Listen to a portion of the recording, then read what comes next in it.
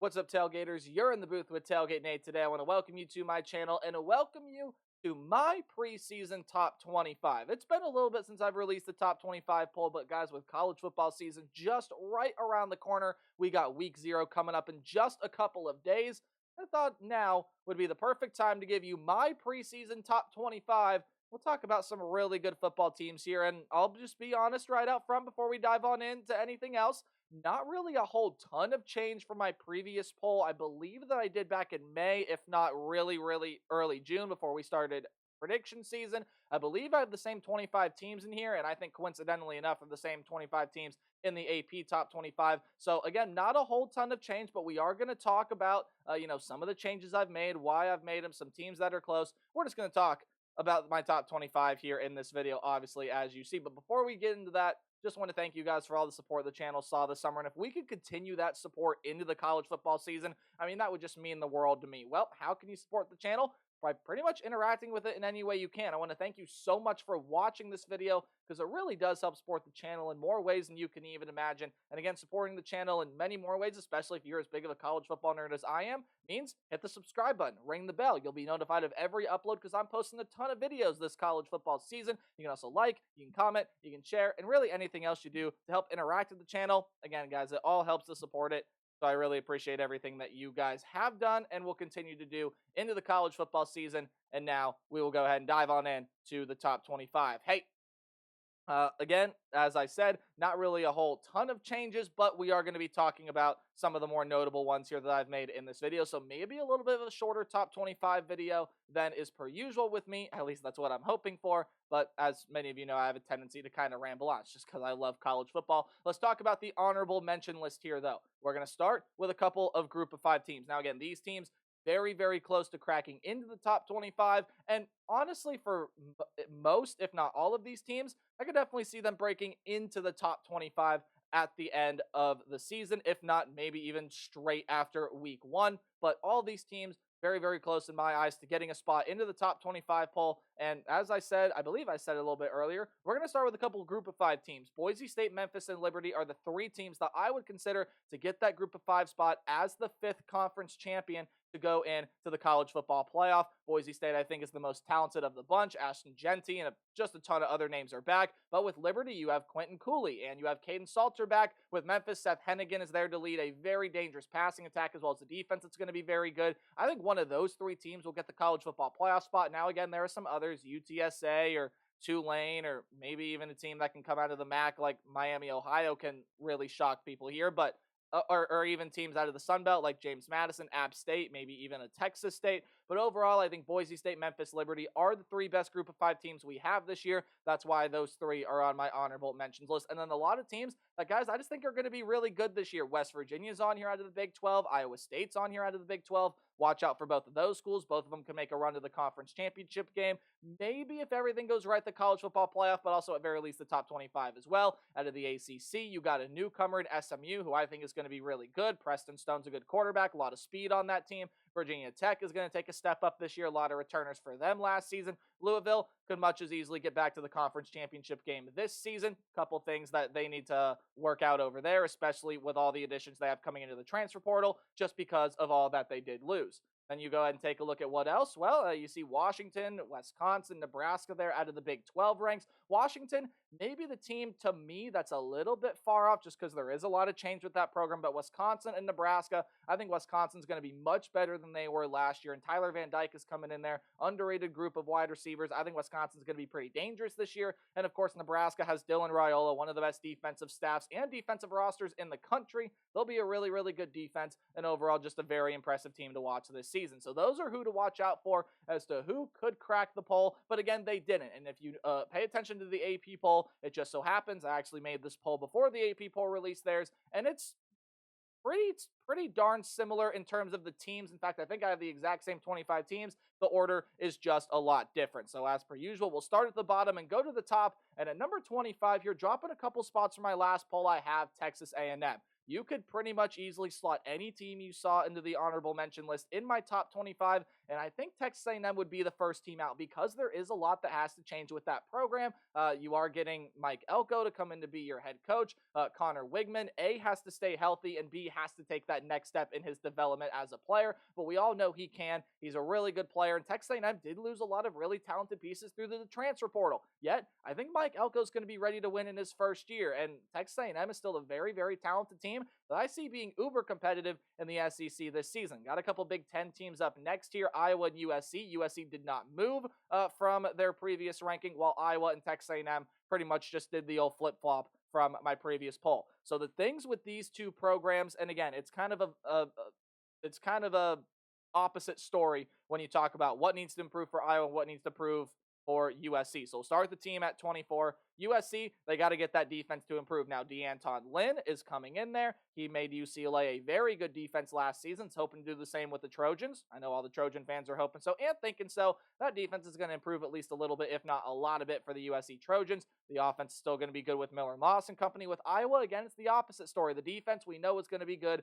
A lot of talented players on that defensive front and in that secondary especially, but they got a good defense from top to bottom. It's the offense that has to improve, and Cade McNamara has been performing as well. Does Brendan Sullivan come in and take that the next step? What does the new offensive coordinator situation look like? I think it's more questions than answers for Iowa, and maybe that's going to lead you to rank USC above Iowa, and I wouldn't necessarily argue with you. I think Iowa might win a little bit more games this season, but those two teams I would slot right there at 23 and 24. You look at the two teams I have at 21 and 22. Again, they stayed the same for my last poll. Kansas and Oklahoma State. You can't count out Mike Gundy's group, especially if they can get quarterback play figured out there and get consistent with Bowman. Oklahoma State returns Ollie Gordon, and I know he had that thing go on legally, but I don't think he's been suspended for any amount of time. That's going to make Oklahoma State dangerous. The defense should be better than where it was last season as well. Don't count out the Cowboys this year. Kansas, though, I should say one of many teams that can make a run to a Big 12 conference title. Kansas, again, if they stay healthy, Jalen Daniels, Devin Neal, ton of really good defensive players did leave, but they still got some guys there. And again, the defense, the side of the ball that needs to get better and has steadily, but the offense is going to be really good this season. If that defense can stay up to par, a team I can easily see get into Arlington in a Big 12 championship. But there's 25 through 21. We'll now break on into the top 20, where I have the Kansas State Wildcats. Yes, 3 Big 12 teams in a row. And Kansas State, again, another team you got to watch out for this season. I think Kansas State's going to be pretty darn good. Yeah, they got a couple pieces to replace in the secondary and all sorts of things like that. But overall, Kansas State, I think Avery Johnson's going to be a stud at quarterback. You got some really good wide receiver pieces. Believe DJ Giddens will be returning for this team here as well as a running back. So, I mean, you still got a lot of good talent. Kansas State, again, another just one of the bulk handful of teams that can make a run to a Big 12 title. Oklahoma is here at 19, and they, I believe, are actually my biggest faller, just because I like some teams a little bit more than Oklahoma as we are entering towards the college football season. And it's not that I dislike the Oklahoma Sooners, right? And I do think they're going to see their struggles in SEC play, especially considering how shaky that defense was last year. And while I think it gets better, going up against some of the quarterbacks you're going to have to face, such as the likes of, you got to go up against, let's see, who does Oklahoma have on their schedule? I'll check that. Okay, sorry about that. I just had to remember what teams they played. You got to play Nico Iamaleava at Tennessee. You got to play Quinn Ewers at Texas, obviously. Jackson Dart at Ole Miss.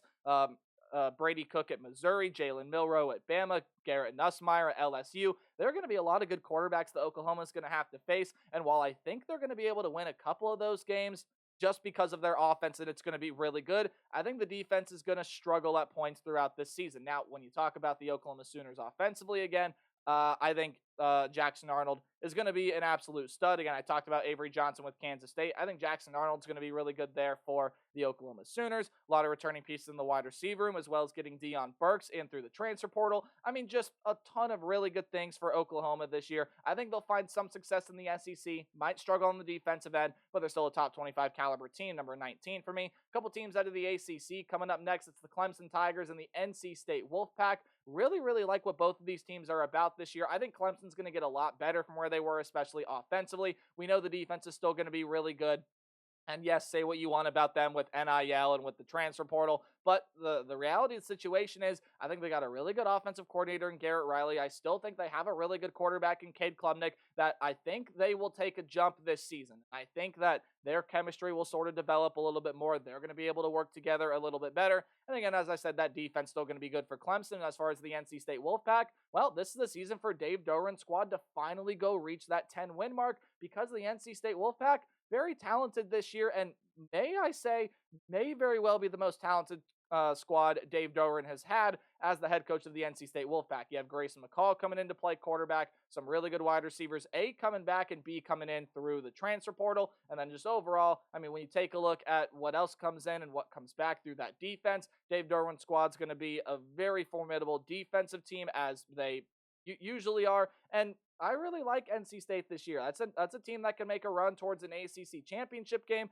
I like where the Wolfpack sit entering 2024. They're at number 18 in my top 25. At number 16, though, again, as we already talked about Clemson at 17, is the Arizona Wildcats. And I still like Arizona this year. Yes, there is a lot of change in with that program, and there are a lot of transfers leaving. There are two names that don't leave, and it's quarterback Noah Fafita and it's wide receiver Tataroa McMillan, who's going to be one of the best wideouts in college football this season. And yes, you do lose your head coach, Jed Fish. He's gone over to Washington. Well, Brent Brennan is coming in, and ever since he's been at San Jose State, I have loved what he's about. He's a very, very good coach who's going to bring the energy with this program, and I think that's going to bode well for Arizona this year. I think they find a lot of success in there at number 16 for me. Let's go ahead now and dive on in to talking about my top 15 here, if my slide would change. All right, boom, there it is. There it goes. Miami has just continued to rise and jump up here. They're at number 15 for me. I mean, this team is just really, really talented. Cam Ward, Damian Martinez, Xavier Restrepo, all the defensive players they brought in on that defensive front, as well as just defensive players they have coming back in general, especially on that defensive front and in that secondary. I mean, Miami's just going to be really talented this year. I feel like the more and more I read about them, the more and more I watch film of practice and everything that they're going to be about this year, I just get more and more and more impressed. I really love what Miami is about this season.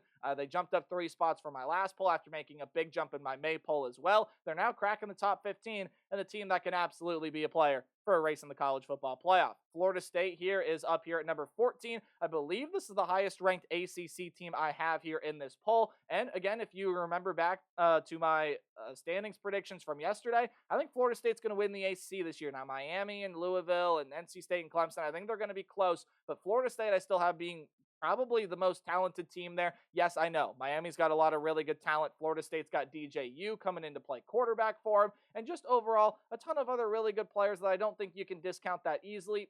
Florida State's going to be good this year. I know they lost a lot, but Mike Norvell is still there. He is an absolutely exceptional level head coach. And just overall, again, I think Florida State's going to be a really good team this year. They did drop a spot, though, because I'm starting to really fall in love with what Nico Iamaleava and Tennessee have cooking, especially offensively. Now, that defense is a big concern. You need that defense to make a turnaround from where it was last season, but it's hard to see it not getting at least a little bit better. And if Nico Iamaleava is going to be the stud that everyone thinks he's going to be, well, Tennessee certainly has a gem there, and again, could lead to a very successful season. Another team that can absolutely be a player in the college football playoff race. You got LSU right here at number 12 and Michigan at 11. They both didn't move from the poll back in May. Let's talk about the LSU Tigers for a minute. Garrett Nussmeier is going to be the quarterback there. He has patiently waited his turn. He's finally going to get his moment to shine, and I think he's going to prove to be really, really good. Now, LSU does lose a lot of pieces as well. They do lose some really good wide receivers, obviously with Brian Thomas and, of course, Malik Neighbors. You're going to have Kyron Lacey taking over the number 1 receiver position. And the defense struggled last year. How about this? You bring in Blake Baker over from Missouri, who was a really good defensive coordinator for the Tiger defense last year, coming over to this Tiger defense, has one of the best defensive players in the country in Harold Perkins. And I think things are just going to bode well overall for the LSU Tigers this season. And Michigan is sitting right here at number 11. Now, again, while I have said before, and I'll say it again, I don't love anybody in this Michigan quarterback room. They don't need anyone in the quarterback room to be a hero. You just need to give them solid quarterback play, because you have a really good wide receiver room. You have one of the better tight ends in college football in Colston Loveland. Donovan Edwards, one of the better running backs in the country, and that defense is still absolutely loaded. Yes, they did lose a lot of important talent from last year, but especially a lot of really important pieces in that secondary and Ernest Hausman, as well as the pieces on that defensive front. are all coming back. And I mean, absolutely, Michigan can make a run to the college football playoff this season. Yeah, it's absolutely possible. They got a tough schedule. They got three of the top four teams in the country, according to a lot of people. And maybe a little spoiler alert here for my personal top 25. But the Wolverines still in play for a college football playoff spot to try to defend that national title. Again, everything off the field aside from them as we crack in to the top 10 now, where I have the Missouri Tigers sitting right here at number 10. Now, if you'll notice, there really isn't change. I was going to say there really isn't a lot of change, but there isn't any change from my previous poll in May. I think I did pretty darn good here. Again, for me, this is my own personal poll. You can have differing opinions. I'm not necessarily going to argue with you, but I still think Missouri is going to be really good this year. Luther Burden probably is the best wide receiver in the country this year, the front runner for the Blitnikoff Award in my eyes. You have Brady Cook, who provided really good things out of the quarterback position for him last year. He'll probably do so again this year. And yeah, Blake Baker is gone. Ton of defensive talent is gone. That's the side of the ball you got to watch for Missouri. Overall, I really don't see Missouri having too many problems this year. Yes, you got some difficult games on the schedule. You have to play Bama. You have to play a couple other really tough games. But I think Missouri is going to be up for the challenge this year. Absolutely a team that can get back to the college, or not back, but get into the college football playoff. And a team that I absolutely think is a top 10 team in the country. They, for me, are at number 10. But again, you guys will know this if you've been on my channel, still in love with the Utah Utes. I think this is going to be an exceptional football team this year. Cam Rising is back. He might have the best group of wide receivers he's ever had as a quarterback there. And Cam Rising has been there for a long time. Utah's still going to have a really good defense. They just seem to find ways to bring up some talent and develop some really good defensive pieces. And again, Kyle Whittingham's defense is going to punch you in the mouth before you even play a down of football. Utah's going to be a really good team this year. The front runner for me in the Big 12 Conference and all that chaos, I think Utah's going to separate themselves there. I have them at number 9, really, really high. My apologies, really, really high on what the Utes have here in 2024. The Penn State Nittany Lions are at number 8, and the only real question with Penn State is, can Drew Aller develop that downfield ball? Everything else is pretty much set in place. They're going to have a good offensive line. They're going to have a good defensive line. Abdul Carter's going to move to the edge this year. The defensive back 7, linebackers and defensive backs are going to be exceptional this year. They have one of the better running back duos in the country with Katron Allen and Nick Singleton. You can make the case that it even is the best running back duo in the country. But I mean, overall, when you look at Penn State, it's all up to Drew Aller to add on to what he did last year. There were times where Drew Aller just looked very impressive overall. And honestly, that was the majority of the case. He didn't really develop that downfield passing ability. Penn State needs that if they, want to compete for a Big Ten title, if they want to get to the college football playoff, and if they eventually want to compete for a national championship. That's what I think needs to happen. But Penn State is still an exceptional team this year. They're going to be really good, and I got them at number 8. Notre Dame, I got them at number 7. Marcus Freeman's squad, I think, is set up really, really well. That schedule is easily manageable. And honestly, Notre Dame, if all goes right, probably ends up in the college football playoff just because of how manageable that schedule is. Now, does one loss take them out of it? No, maybe 2 does, just because, again, I don't think they play any team that I have ranked ahead of them here on their schedule. I'm trying to think of the highest ranked team they might play. Give me a second.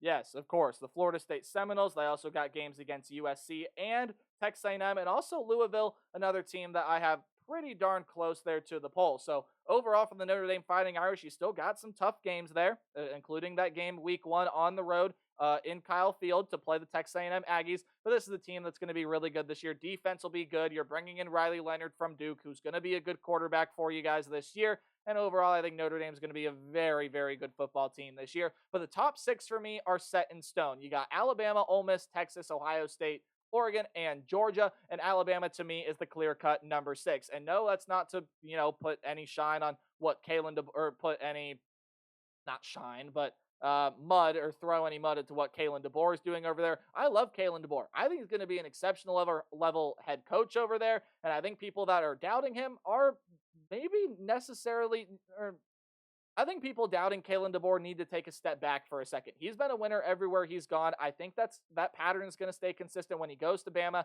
He's got Jalen Milroe. He's got some good players defensively. Yes, they lost a ton of transfers, but Bama, I don't think maybe is still going to be the Bama that we all know and love, because I think the system's going to change a little bit. The play calling will change a little bit. But Bama's still going to be one of the best teams in the nation this year. They got a ton of really good talent. Nick Saban set an incredible foundation for Kalen DeBoer to come in and take over. And again, Kalen DeBoer is just a pure winner. Alabama for me at number 6. Top 5, though, we got the Ole Miss Rebels at number 5. Jackson Dart is coming back. And even though Quinshawn Judkins is gone, that's still one of the most talented teams in the country. They hit it out of the park in the transfer portal, got a ton more offensive pieces, got some really good defensive pieces, including Walter Nolan coming over from Texas A&M, some other really good defensive line pieces, some good pieces in the secondary that A, return, and B, come in through the transfer portal. Ole Miss, I mean, look, this is going to be an exceptional football team this year. I expect Ole Miss to be one of the better teams in the country this season. I absolutely expect them to make the college football playoff.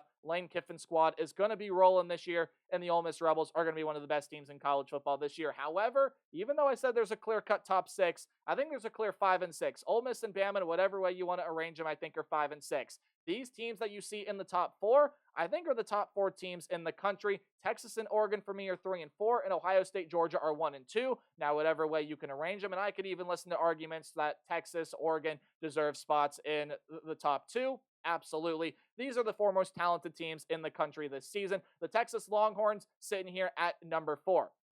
Now, the reason that Texas is down here at number 4 is they did lose a lot of production from last year, but Quinn Ewers is back. You got some really talented wide receiver pieces coming in, including Silas Bolden, who's coming over from Oregon State. Really good player with the Beavers last year. You got some exceptional talent in that running back room that's coming back. Texas got some really good defensive back 7 players, but they got some holes to fill in on the defense, especially that defensive front. Now, Trey Moore from UTSA is going to help with that, but I think they have a little bit more questions than just some of these other teams like Oregon, Georgia, and the Ohio State Buckeyes, but Texas is still going to be a really good team this year. Quinn Ewers is back. The offense will be high-flying. The defense will be ridiculously good. Texas for me at number 4. Oregon is here at number 3. Really good defense. Hit it out of the park in the transfer portal with the defensive front again.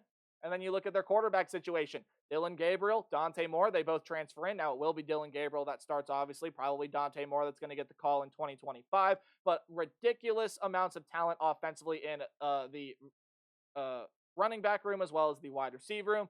Tez Johnson is there. You got, who just came over from the Evan Stewart from Texas A&M just came in through the transfer portal. Other really good pieces there. So very good offensive line. Oregon's going to push for the Big Ten title in their first year as a Big Ten program. But again, as I said earlier, I think Georgia and Ohio State are 1 and 2. And again, it really doesn't matter in what way you put them here. I got Georgia at 2 just because again, the way I personally see it, I think Ohio State's the most talented team in the country. You have Will Howard transferring in to play quarterback. And again, I don't think needs to be a game wrecker. But hey,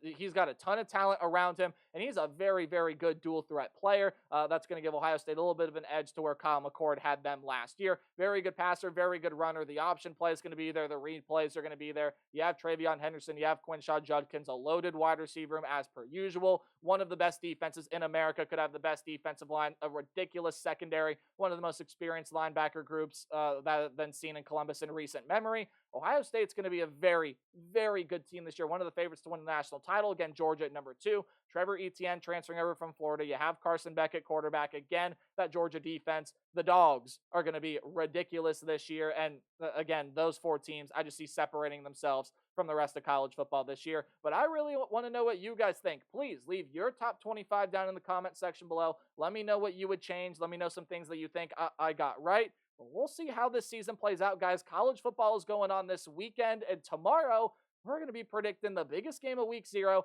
That's Florida State and Georgia Tech. Remember to play hard but tailgate harder, and I'll see all you guys in my next video. Goodbye.